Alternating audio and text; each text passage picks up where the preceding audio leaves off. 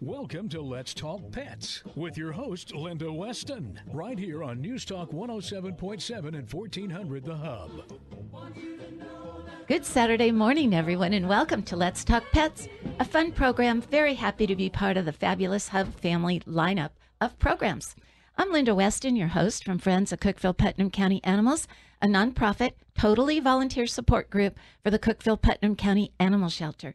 This morning, my co-host, Sarah Hollick-Webb from Friends of Cookeville Putnam County Animals, is with me here in the studio, and we are delighted to welcome back one of our favorite guests, UT Extension Agent, Mr. Trent Jones, who is going to share with us all the great things happening right now with our Putnam County 4-H program, as well as later on in the show, we'll be touching on some of the currently the currently popular subject of folks wanting to raise chickens, goats, and other farm animals, livestock at home. So, Sarah, before we get started, let's just take a minute and thank our sponsors who make this show possible. We are grateful to Pet Supplies Plus, located in the Walmart Shopping Center. And Copeland Veterinary Hospital on 10th Street with 24-hour emergency service. And Cumberland Pet Essentials, offering pet grooming, styling, and spa, holistic foods, nutritional counseling, and a pet boutique at 142 South Willow in the Willow Tree Plaza. And Friends of Cookeville Putnam County Animals. So many thanks to each of these groups. So now we get to say good morning, Trent. So glad you could join us today. Well, thank you for having me. Glad to be back. Well, you are one busy guy. We are so fortunate to have such a really great 4-H program happening right here in Putnam County. I was looking at your Putnam County 4-H website, which is fabulous, by the way, folks. And wow, this is a very exciting time for 4-Hers with lots of activities and summer camp opportunities. So let's talk about some of these fun activities and camps coming up. So take it away. One activity or one thing I'm really happy for today is today my new 4-H coworker started. So we actually welcome her. She's been with us 3 years in another role, but Olivia Deason is our new 4-H agent. So if you see her or know her, you probably know her if you do, because she loves to talk and meet people. So we're excited to have her on board. Great. But we're getting prepared for camps. Actually, our first 4-H camp is underway right now, junior high 4-H camp. And then if you go to Central Region 4-H on Facebook, you'll see some videos where they did nighttime zip lining with glow sticks and things like that, which was pretty cool. Fun. And doing a lot of fun things. We've got about 10 4-Hers from Putnam County and almost 200 from the Middle Tennessee 31 counties. Just talking with Brent, and he said he has 2 kids going to 4-H camp, and we have 92 other kids going with them. So we had a meeting last night with those parents to answer any questions or concerns they might have, and letting their children go to camp with us and answering what they need to bring and what not to bring to camp and all those things.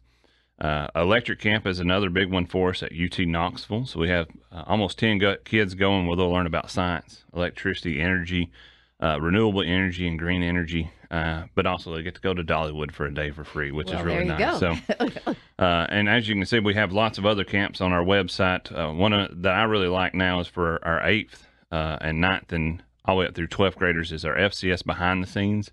This year they're going to Savannah, Georgia. So they'll tour things related to interior design and architecture. So that's focused around cooking or interior design or family and consumer sciences topics each year. So they've been to Nashville, been behind the scenes at TPAC and the country music scene there. Oh my gosh. They've toured the behind the scenes of the Biltmore Estate. So that's a really fun camp for a lot of those kids. That's a unique opportunity, I think. What is it called again? That's our FCS behind the scenes camp. So wow, a really, really cool camp. I think we should sign up. I think so. Let's do it. Really wish I got to go for the behind the scenes of the Biltmore. So they actually got to go behind the scenes of the kitchen, the upkeep of the mansion and everything. So that was really cool. Wow, nice. Another one we have locally here that's hosted is our Central Region Junior High Culinary Camp, which will be hosted at Tennessee Tech. Again, kids from 31 Middle Tennessee counties. We've got 6 going from Putnam County, and they'll learn all things about culinary, on preparing foods and how to account for food allergies or how to use different ingredients to create different dishes. I think are going to be focused on dishes or cuisines from around the world this year. How fun. Like this is all too. wonderful stuff. Yes, for sure. Well, these kids are certainly staying busy, and keeping you guys busy, I'm sure. But, one of the huge things, a huge community presence that 4-H has and that we see is 4-H at the fair. You guys work hard to make 4-Hers very present and very well known at the fair, and the kids are working hard too. The 4-H at the fair is there's lots of opportunities. One of the biggest things is you don't necessarily even have to be a 4-Her to participate in some of our events, including our youth exhibit room. So all of our kids are doing different types of arts and crafts throughout the year, whether it be at school or at home, just to keep them busy sometimes. They may do sewing, canning. A lot of them enjoy cooking, along with many other activities. And you can find those at the Putnam County, Tennessee Fair website, or also stop by our office at 900 South Walnut, and you can pick up a fair book, and it's got all that in there. But we have that opportunity for kids to enter their crafts and things in our exhibit room, and they can actually win money. And, of course, they can enter flowers and vegetables over under the grandstands. Another one that we enjoy is our 4-H pet show we do each year, which is for cats and dogs and other pets as well. So we've added guinea pigs. If you have a lizard, we'll enter it as well. So we have non-discriminatory. Non-discriminatory. So we do longest tail, longest whiskers on cats and dogs. Cute. We have a costume class. We have an agility course, showmanship, along with many other events as well with it. So is it any child or any 4-Her who has a pet? Any youth between the ages of kindergarten and 12th grade, so can bring them How out. wonderful. What's the strangest pet somebody has brought to the fair? I think the strangest we've seen probably so far since we've opened it up was a guinea pig, but not strange. It was probably the cutest because they dressed like their guinea pig in costume. Oh, my so gosh. It was pretty cute. So. Very cute. Well, we just did a program last week with the general manager from Pet Supplies Plus on pocket pets. Yes. So last week, Sarah and I learned a lot We about did. all About those guinea pigs. Yeah. guinea pigs, hamsters, and everything else. gerbils, all that. Well, so you are going to have, how many kids will participate in the fair, do you think? Usually at the fair, we have several hundred exhibits entered each year. So our whole exhibit room will be full in the back from kindergarten all the way through 12th grade participants. We also have a 4-H outdoor meat cookery contest, which we've called the Grill Master Challenge now, Nice. where you learn to use a charcoal grill and you cook beef, chicken, pork, or lamb. And you're not only judged on the how good your product tastes, but also on the food safety and preparation techniques as well. So that's a really good one. And we also have a youth 4-H horse show that we'll usually have around 100 participants at.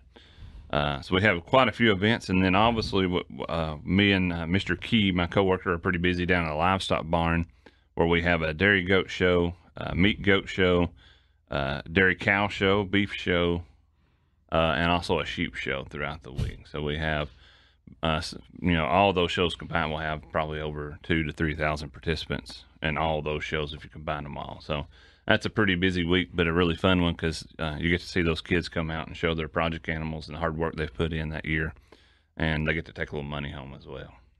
I think this is just a wonderful thing for children in general. It doesn't matter whether it's on the animal side of it, the family consumer sciences side of it. This is all so wonderful in making our kids really well-rounded and really appreciating where our food comes from. You know, all the things, all the various levels of production and stages that it takes to get things to the table. And we've seen a revival in that just in general. But for our kids to be able to experience this and do it hands-on, I think is amazing. Well, this is called the UT extension for Putnam County. Do other counties have people like you or programs like you, or do the kids come from all these other counties here? Yes, all 95 counties have a 4-H program.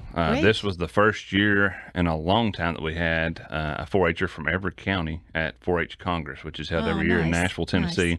Nice. But every county has a 4-H program. It is a little different across the state depending on your resources. And here we have 2 4-H agents, but we do offer probably in Upper Cumberland probably the most of most areas just because we have a larger population and a larger need for those kids to have something to do. So. Well, great. Well, one of the things that I saw on your website, and we were just talking about it before we went on the air, is 4-H does what they call a clover bowl.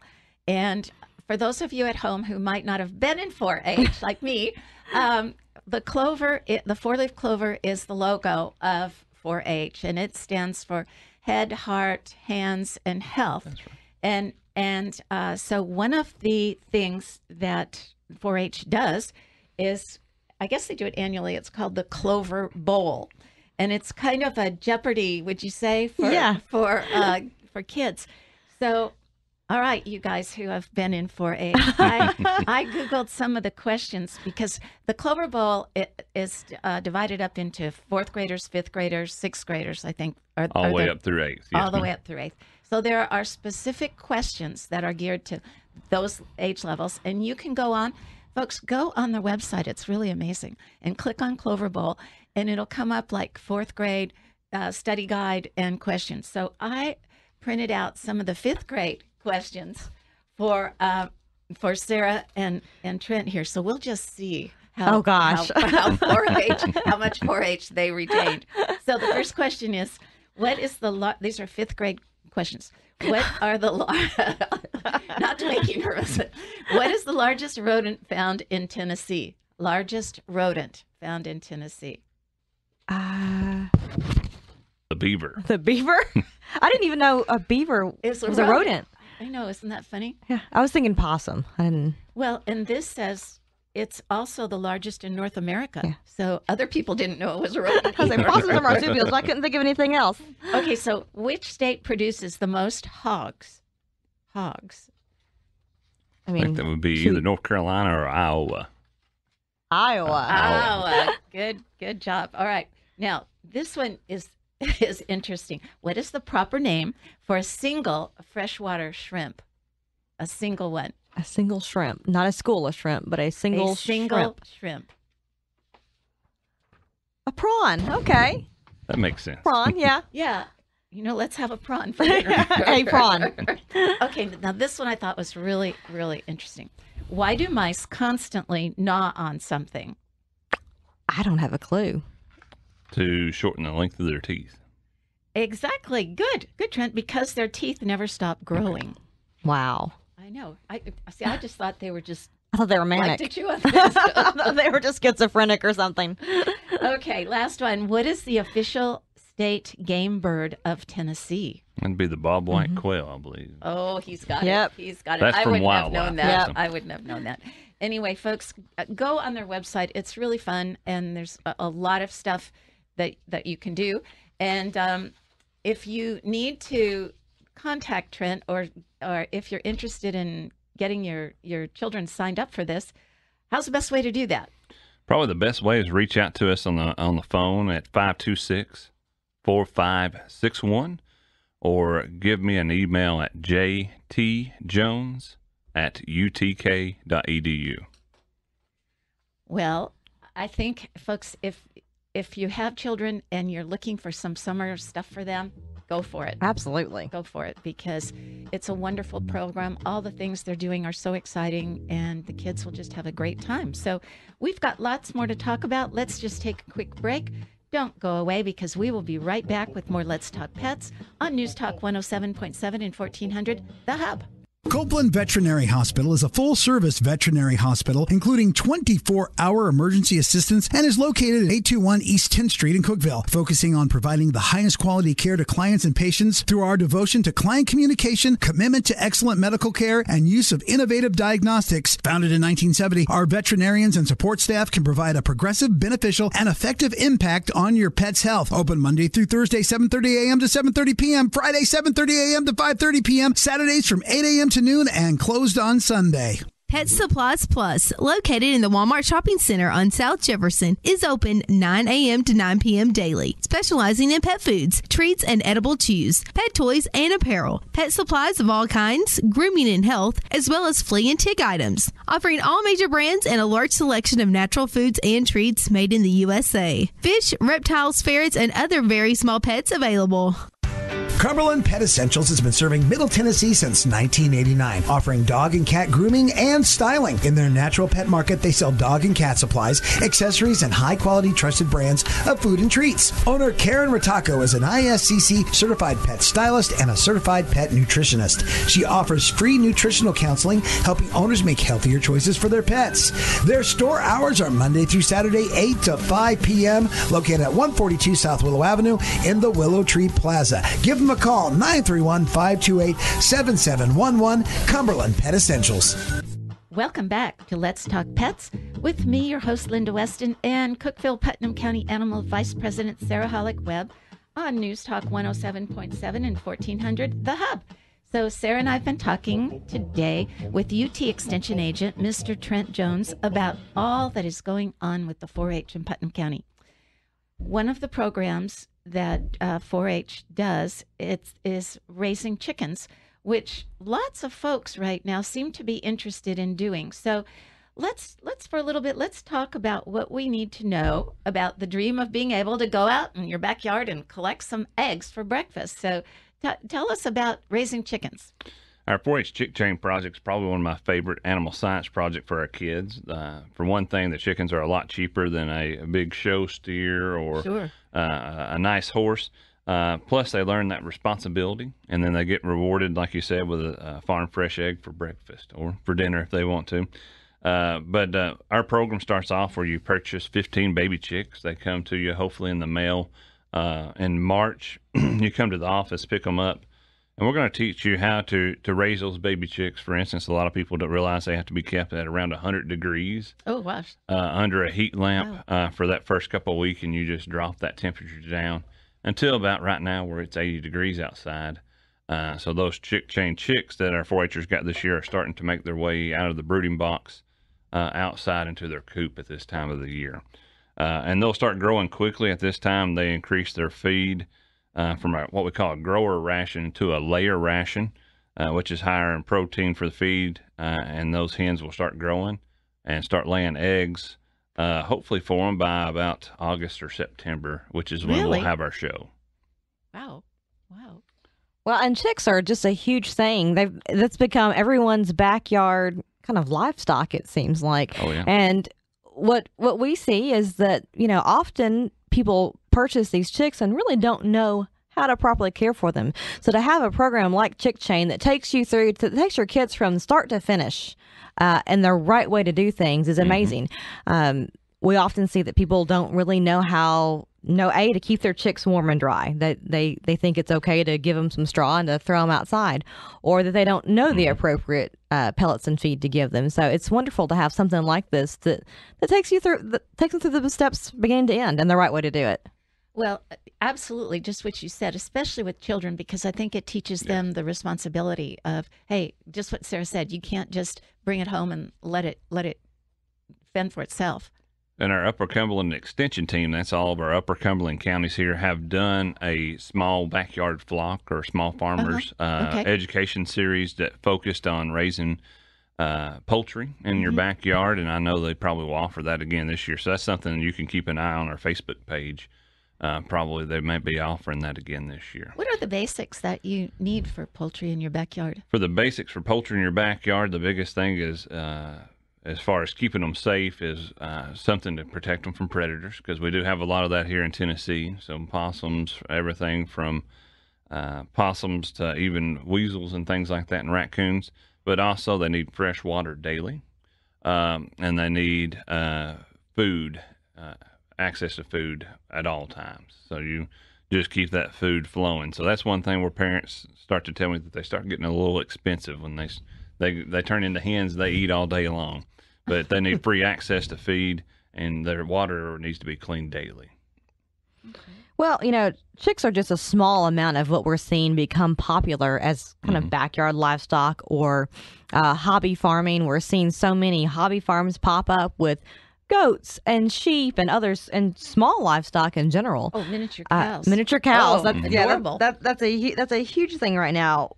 Llamas, alpacas, all of that has become a really popular thing to have, either backyard or small farms.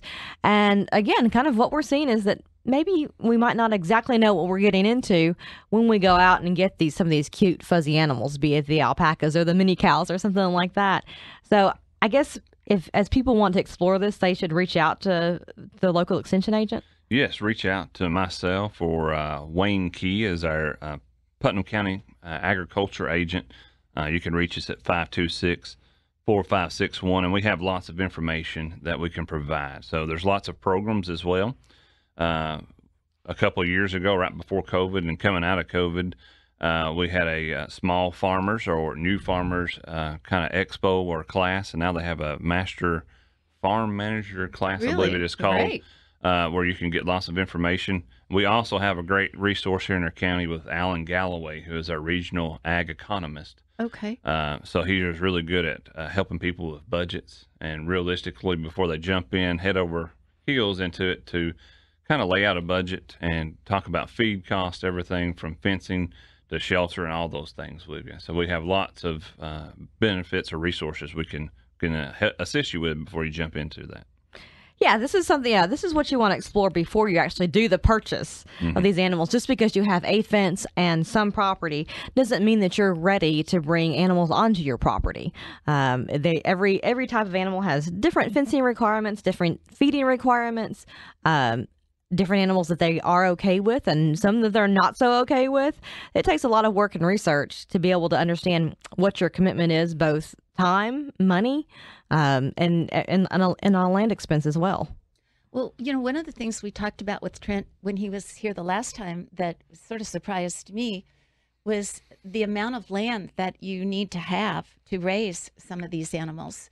Do you want to talk about that a little bit? And that's a good point. We have that quite often. Somebody calls in and says, I want to buy 3 horses. How many acres do I need? Well, the first thing we need to know is how big are the horses? How big are the horses? Are they mini horses? Are they draft horses? Are they medium-sized horses?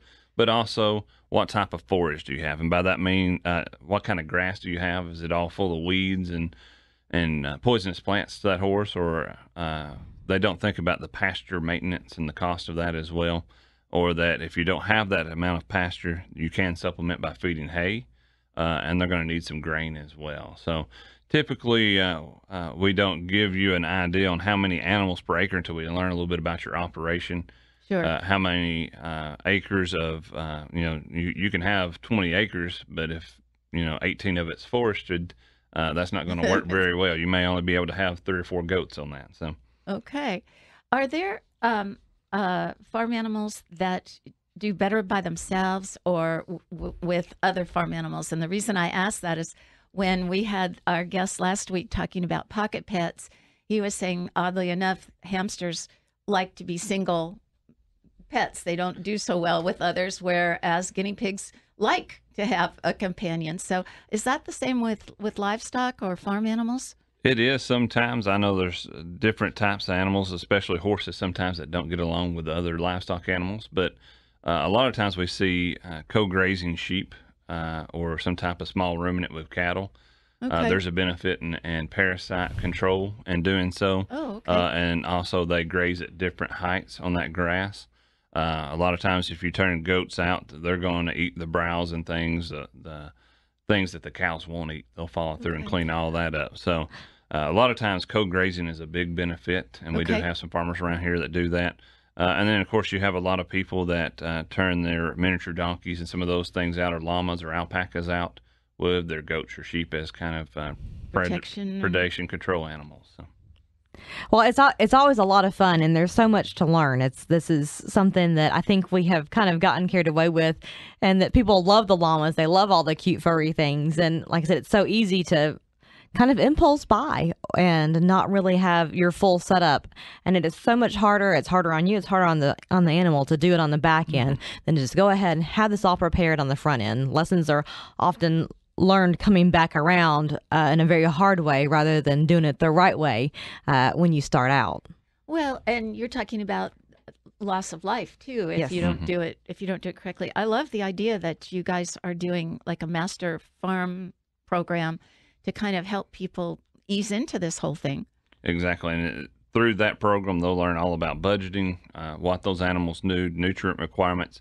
And a lot of them move in, if they have beef, they move into our master beef program, into our master small ruminant program, where they can get more information on reproduction, nutrition, all those different things, and how to appropriately care for those animals. So we have lots of programs before, just like Sarah said, before you buy an animal or you're thinking about starting a farm, please contact us. And we have unending resources and also specialists that will assist you in that for free. Well, so here's a $1 million question, Trent. So what are some of the easiest small farm animals, small livestock to maintain and keep as far as health requirements and grazing requirements and things like that. Than land. And land. Probably, I wouldn't say any of them are easy. Sure. And sheep and goats are really prone to parasitism and bloat and lots of things like that. So they can be hard in that mine, but they're actually probably one of the easier ones and probably the most bang for your buck if you're raising them for different things, whether you're register stock or selling it for meat. You're going to have a lot less input and a higher income. Around here, you see a lot of beef cattle because they're probably one of the easiest. If you've got the fencing, you've got the grazing land, you can make a quick turnaround with a cow-calf operation. Well, I want to circle back for a second to something you said when we were on break. You were talking about a horse show, I think it was, that kids can show, and even if they don't have a horse of their own. That's correct. We just have a little bit of time left, but somebody might be interested in that. We actually have a camp coming up this summer. So a 4-H horse camp. It will be nice. offered in July. We're thinking around that third week of July, so stay tuned to our Facebook page at Putnam County, Tennessee 4-H. We'll have a horse camp that they can come to and learn all about horses, from breeds and genetics and nutrition, to actually getting to see some horses and maybe ride some horses as well. Perfect. Kids would love that. I mean, how wonderful is that? So you're just a man for all seasons here. You're doing a ton of things. So let's tell folks one more time, if you want to get in touch with Trent or you want to learn more about 4-H or the extension program, you need to call 931-526-4561 or email Trent at, what is your email? jtjones@utk.edu. So now you know, folks, what to do if when you have your pet questions about caring for livestock and all this, or signing up anybody for 4-H, which is a fabulous program. So thank you so much, Trent. That's our show for today, but we are so glad to have you with us once again. You're always a wealth of information. So, folks, if you have questions or comments, please do email them to us, to Trent. No, email them. Email us. Don't send them to us. Right. Email us at putnamcountypets@gmail.com. Wishing everyone a perfect weekend, and hope you'll join us here next Saturday, 10 a.m., and Sunday, 10 a.m. on News Talk 107.7 and 1400, The Hub. Friends of Cookeville Putnam County Animals is a 501c3 nonprofit, all-volunteer support group for the Cookeville Putnam County Animal Shelter. For more information, visit www.